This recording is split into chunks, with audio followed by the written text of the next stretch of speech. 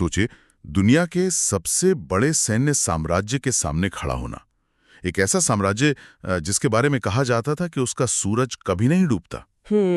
बिल्कुल। और अब सोचिए कि उस साम्राज्य को चुनौती दी जा रही है, बिना एक भी गोली चलाए, बिना किसी बड़ी सेना के, और मतलब सिर्फ हाथ का बुना हुआ सूती कपड़ा पहनकर। ये सुनने में किसी चमत्कारी कहानी जैसा लगता है ना? एकदम।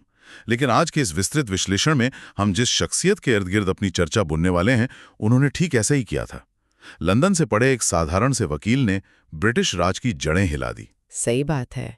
और आज हमारा मकसद सिर्फ ये दोहराना नहीं है कि उन्होंने क्या किया, क्योंकि वो तो इतिहास की हर किताब में दर्ज है ही। बिल्कुल। आज की हमारी इस गहरी चर्चा का मुख्य उद्देश्य ये समझना है कि उन्होंने ये कैसे किया। आखिर वो कौन सी रणनीति थी जिसने एक आम इंसान को महात्मा और फिर एक वैश्विक प्रेरणा बना दिया। और मैं मानती हूँ कि यही कैसे इस पूरे ऐतिहासिक यात्रा का सबसे दिलचस्प पहलू है। जब हम मोहनदास करमचंद गांधी की बात करते हैं तो अक्सर उनके दर्शन को बहुत आदर्शवादी मान लिया जाता है। हाँ, या फिर केवल आध्यात्मिक मान लिया जाता है। बिल्कुल। लेकिन अगर हम उनकी रणनीतियों को करीब से देखें तो पता चलता है कि वो एक बेहद चतुर, व्यवहारिक और जमीनी हकीकत को समझने वाले रणनीतिकार थे। उनका हर कदम एक सोची समझी व्यवस्था का हिस्सा था। एकदम सही। लेकिइन देखिए, कोई इंसान जन्म से तो रणनीतिकार नहीं होता ना। हाँ, बिल्कुल नहीं। अगर हम उनके शुरुआती जीवन पर नजर डालें तो 1869 में गुजरात के पोरबंदर में उनका जन्म हुआ। उनके पिता करमचंद गांधी राज्य के दीवान थे। मतलब देखा जाए तो एक बहुत ही सुरक्षित और संपन्न भविष्य उनके सामने था। फिर ऐसा क्या हुआ जिसने उनके सोचने का नजरिया पूरी तरह से बदल दिया? देखिए, किसी भी बड़े बदलाव की शुरुआत अक्सर घर से होती है, और उनके मामले में ये शुरुआत उनकी माँ पुतलीबाई से हुई। अच्छा। हाँ, वे एक बेहद धार्मिक और दयालु महिला थीं। यहीं से सत्य, अहिंसा, करुणा और आत्मानुशासन जैसे मूल्य उनके भीतर गहरे उतर गए। आत्मानुशासन? हाँ।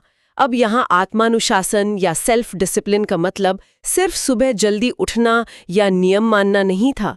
इसका मतलब था मन और शरीर पर ऐसा नियंत्रण जो आगे चलकर उनकी सबसे बड़ी राजनीतिक ताकत बनने वाला था। ये थोड़ा हैरान करने वाला है। हम मतलब उपवास करना या आत्मानुशासन रखना, ये तो व्यक्तिगत धार्मिक मान्यताएं हैं। इनका एक वैश्विक आंदोलन या एक साम्राज्य को उखाड़ फेंकने से क्या लेना देना? यही तो वो कड़ी है जिसे समझना जरूरी है। उपवास केवल भूखे रहना नहीं है। तो फिर क्या है? यह है बिना पलट पार किए, बिना हिंसक हुए दर्द सहने की एक मानसिक ट्रेनिंग है। जब आप अपनी इच्छाओं पर नियंत्रण पा लेते हैं तो दुनिया की कोई भी बाहरी ताकत आपको डरा नहीं सकती। अरे वाह!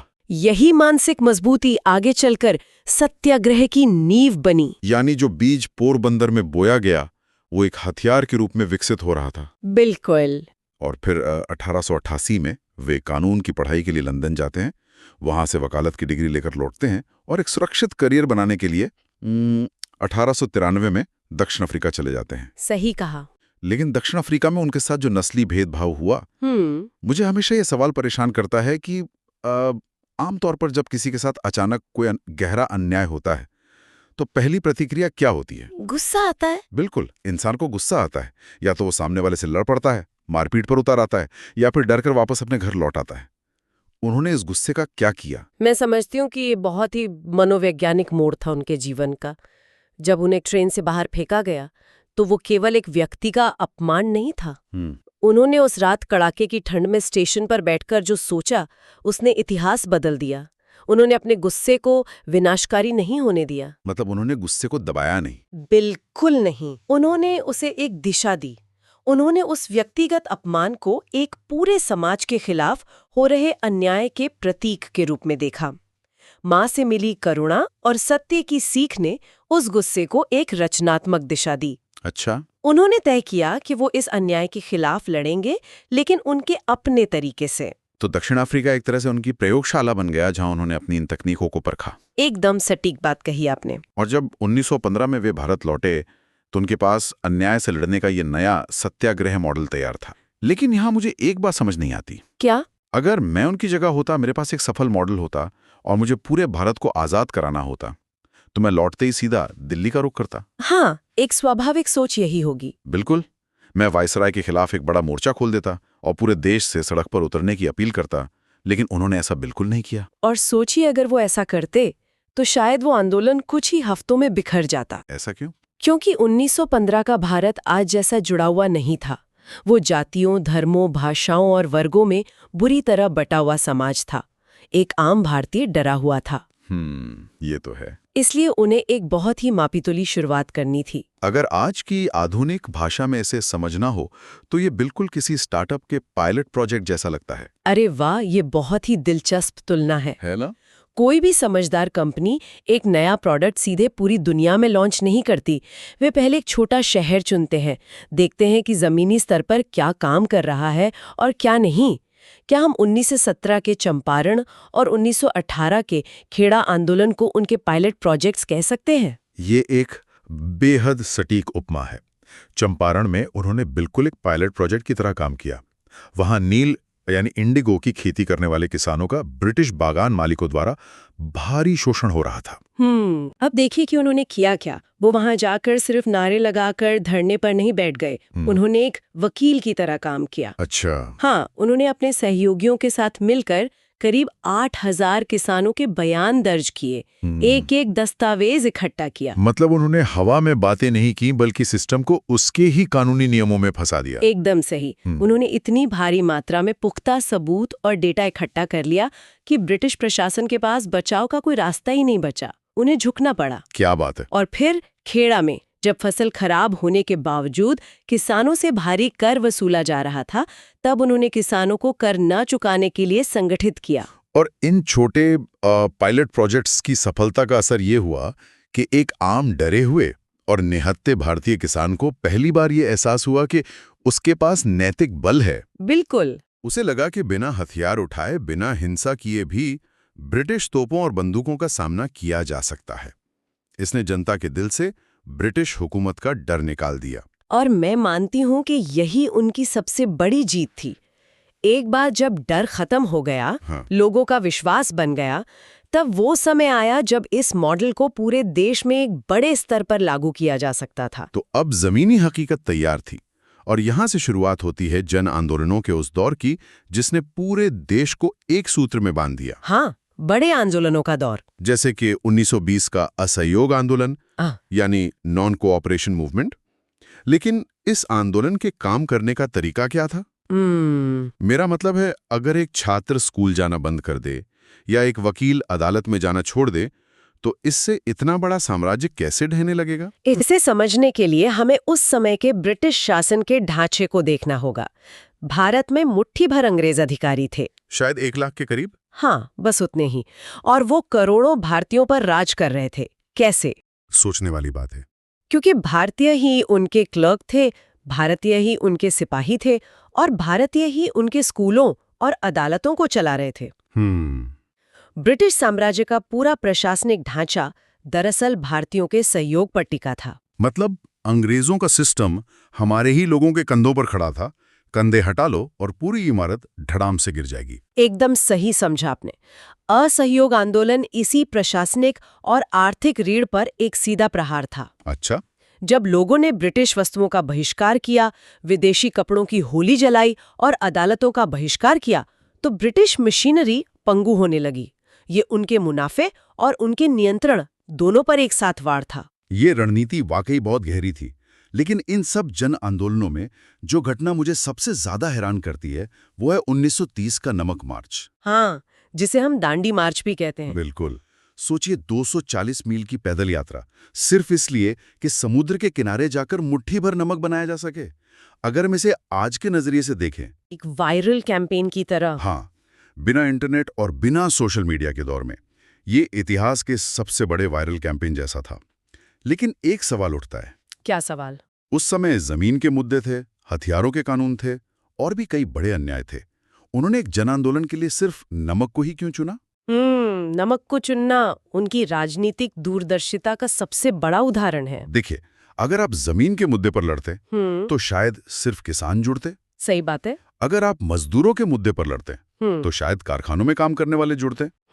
लेकिन नमक, नमक तो सब खाते हैं, बिल्कुल। नमक एक ऐसी चीज है जिसे समाज का सबसे अमीर व्यापारी भी खाता है और बिहार का एक बहुत गरीब किसान भी। और उस नमक पर अंग्रेजों ने भारी कर लगा रखा था। हाँ, वो कर हर भारतीय की थाली पर, हर भारतीय के पेट पर एक सीधा हमला था। नमक को प्रतीक बनाकर उन्होंने हिंदू, मुसलमान, ऊंची जाति, निचली जाति, अमीर गरीब सबको एक ही धागे में पिरो दिया, एकदम। और जब हजारों लोग शांतिपूर्ण तरीके से उस अन्यायपूर्ण कानून को तोड़ने के लिए आगे आए और उन्होंने खुद को गिरफ्तार होने दिया, तो ब्रिटिश जेलें छोटी पड़ गईं। क्या बात है। सिस्टम उस भीड़ को संभाल ही नहीं पाया। ये सविनय अवज्ञा यानी सिविल डिसोबीडियंस का चरम था। लोग कानून तोड़ रहे थे, जेल जा रहे थे, लेकिन पलटकर हिंसा नहीं कर रहे थे। बिल्कुल। लेकिन फिर एक ऐसा मोड़ आता है जो मुझे थोड़ा असमंजस में डालता है। 1942 का भारत छोड़ो आंदोलन। हाँ, एक बहुत ही निर्णायक मोड़। इसमें उन्होंने एक नारा दिया था, करो या मरो। अब एक तरफ आप जीवन भर संयम और अहिंसा की बात कर रहे हैं और अचानक 1942 में आपका नारा है करो या मरो। क्या ये दोनों बातें आपस में टकराती नहीं है? ऐसा लग सकता है। ये नारा तो बहुत उग्र और आक्रामक लग रहा है। ये एक बहुत ही वाजिब सवाल है। अक्सर लोग करो या मरो को हिंसा से जोड़कर देखते हैं, लेकिन यहाँ करो या मरो का मतलब हथियार उठाना नहीं था। तो फिर क्या था? ये अहिंसक प्रतिरोध की चरम सीमा थी। इसका मतलब था कि अब हम आज़ादी के लिए अपना सब कुछ दांव पर लगा देंगे। हम शांतिपूर्ण तरीके से विरोध करेंगे, चाहे इसके लिए हमें अपनी जान ही क्यों ना देनी पड़े। अच्छा। हाँ, मतलब अब हम झुकेंगे नहीं। मतलब ये निष्क्रियता नहीं थी। अहिंसा का मतलब चुपचाप मार खाना नहीं था, बल्कि ये था कि सत्ता की आंखों में आंखें डालकर ये कहना था कि तुम मेरे शरीर को नष्ट कर सकते हो, लेकिन मेरी असहमति को नहीं तोड़ सकते। बिल्कुल, ये संपूर्ण असहयोग का अंतिम आह्वान था और इसी भावना ने लाखों भारतीयों को एक ऐसे स्वतंत्रता संग्राम में एकजुट कर दिया जिसे दबाना अब अंग्रेजों के बस की बात नहीं थी। लेकिन यहाँ इस पूरी कहानी में एक बहुत बड़ा पेच है। वो क्या? जब हम इन बड़े राजनीतिक आंदोलनों को देखते हैं तो लगता है कि उनका पूरा ध्यान सिर्फ अंग्रेजों को बाहर निकालने पर था, लेकिन स्रोत सामग्री दिखाती है कि सच्चाई इससे कहीं ज्यादा जटिल है। जब आपकी लड़ाई दुनिया के सबसे बड़े साम्राज्य से चल रही हो तो आपका पूरा ध्यान सिर्फ उसी पर होना चाहिए। हाँ, आमतौर पर तो ऐसा ही होता है। फिर वो अपना इतना सारा समय छुआछूत मिटाने या लोगों को चरखा चलाने के लिए प्रेरित करने में क्यों लगा रहे थे? क्या ये आज़ादी की मुख्य लड़ाई से एक तरह का भटकाव नहीं था? देखिए, राजनीतिक नजरिए से ये भटकाव लग सकता है, लेकिन मेरी राय में उनके लिए ये सबसे मुख्य काम था। कैसे? उनका मानना था कि केवल राजनीतिक सत्ता बदल जाने से आज़ादी नहीं मिलती। अगर अंग्रेज चले भी गए, लेकिन भारतीय समाज अंदर से जातियों और छुआछूत जैसी कुरीतियों में बटा रहा, तो वो आज़ादी खोखली होगी। ये तो बहुत गहरी बात है। हाँ, एक विभाजित समाज कभी भी सत्ता को संभाल नहीं सकता। इसीलिए उन्होंने दलितों के उत्थान को इतनी अहमियत दी, उन्हें हरिजन यानी ईश्वर के बच्चे कहा। बिल्कुल, वो समाज की उस गहरी खाई को पाटना चाहते थे ताकि पूरा देश एक होकर खड़ा हो सके।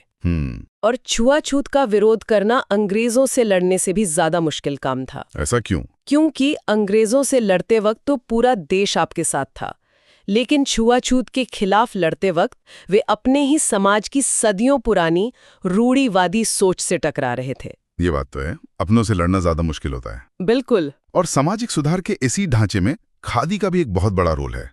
हम अक्सर खादी को सिर्फ एक साधारण कपड़े या एक सादगी के प्रतीक के रूप में देखते हैं, लेकिन क्या इसके पीछे कोई ठोस आर्थिक रणनीति भी थी? ओहो, खादी तो एक पूरी तरह से सोची समझी आर्थिक सर्जिकल स्ट्राइक थी। Surgical strike? हाँ, उस समय ब्रिटिश मिलें क्या करती थी? वे भारत के किसानों से बहुत ही सस्ते दामों पर कच्चा कपास खरीदती थी। ठीक है। उसे इंग्लैंड के मैनचेस्टर भेजती थी। वहां मशीनों से कपड़ा बनता था और फिर उसी कपड़े को भारत लाकर बहुत महंगे दामों पर बेचा जाता था। यानी हमारा ही कच्चा माल और हम ही से मुनाफा कमाया जा रहा था। एकदम सही। ये एक बहुत बड़ा आर्थिक शोषण था। जब उन्होंने लोगों से चरखा चलाने और खुद का सूत काट कर खादी पहनने को कहा, तो वे सिर्फ एक कपड़ा नहीं पहन रहे थे। तो वे क्या कर रहे थे? वे मैनचेस्टर की मिलों की सप्लाई चेन तोड़ रहे थे। उन्होंने भारत के सबसे गरीब इंसान के हाथ में एक ऐसा आर्थिक हथियार दे दिया जिससे वो ब्रिटिश अर्थव्यवस्था को सीधा नुकसान पहुंचा सकता था। ये रणनीति कमाल की है और सबसे बड़ी बात यह है कि उन्होंने ये सब सिर्फ मंच से खड़े होकर दूसरों को नहीं बताया, वो खुद भी वही साधारण खादी पहनते थे। बिल्कुल, सादा जीवन और उच्च विचार। ऐसा नहीं था कि दिन में चरखा चलाने का उपदेश दिया और शाम को जाकर किसी महल में आराम फरमाने लगे। हाँ, ऐसा दोहरापन उनमें नहीं था। जो बदलाव वो समाज में देखना चाहते थे, वो खुद उसका जीता जागता उदाहरण बन गए। उनका वो प्रसिद्ध विचार है ना, वो बदलाव बनिए जो आप दुनिया में देखना चाहते हैं। क्या यही प्रामाणिकता या ऑथेंटिसिटी उन्हें सिर्फ एक राजनेता से उठाकर एक जननायक नहीं बना देती? 100%। जब आम जनता दिखती है कि जो व्यक्ति हमारे अधिकारों की बात कर रहा है वो हमारे जैसी ही जिंदगी जी रहा है, हाँ। हमारी तरह कपड़े पहन रहा है और हमारे साथ ही जमीन पर बैठ रहा है, तो उस नेता की नैतिक शक्ति अनंत हो जाती है। बिल्कुल। उनकी इसी प्रामाणिकता ने करोड़ों लोगों के दिलों में उनके लिए एक अटूट श्रद्धा पैदा की। और इसी दोहरे संघर्ष का यानी एक तरफ बाहरी ब्रिटिश सत्ता से लड़ाई और दूसरी तरफ अंदरूनी सामाजिक कुरीतियों से लड़ाई का परिणाम था 15 अगस्त 1947, आजादी का दिन। जी, भारत को स्वतंत्रता मिली और एक बहुत बड़े हद तक इसका श्रेय उनके इसी सत्याग्रह और अहिंसक संघर्ष को जाता है। उन्होंने दुनिया को एक पूरी तरह से नया रास्ता दिखाया। उन्होंने साबित कर दिया कि निहत्थे लोग भी अगर सत्य और एकजुटता के साथ खड़े हों तो हथियारों से लैस सत्ता को उखाड़ फेंक सकते हैं। और इस पूरी यात्रा का सबसे खूबसूरत हिस्सा ये है कि एक विचार जो गुजरात के एक छोटे से कस्बे पोरबंदर से शुरू हुआ था, वो दक्षिण अफ्रीका की कठोर जमीन पर निखरा। भारत लौटकर उसने देश को आजाद कराया और वो वहीं नहीं रुका। वो विचार सीमाओं को पार कर गया। बिल्कुल, एक वैश्विक प्रेरणा बन गया। अमेरिका में नागरिक अधिकारों के लिए लड़ने वाले मार्टिन लूथर किंग जूनियर हों या दक्षिण अफ्रीका में रंग भेद के खिलाफ लड़ने वाले नेल्सन मंडेला, सबके लिए ये दर्शन एक ब्लूप्रिंट बन गया। ऐसा इसलिए क्योंकि सत्य और अहिंसा किसी एक देश या काल के मोहताज नहीं होते। ये ऐसे सार्वभौमिक मूल्य हैं जो हर उस जगह प्रासंगिक हैं जहां अन्याय है। सही कहा। यही कारण था कि महान कवि रविंद्रनाथ टैगोर ने उन्हें महात्मा यानी महान आत्मा की उपाधि दी।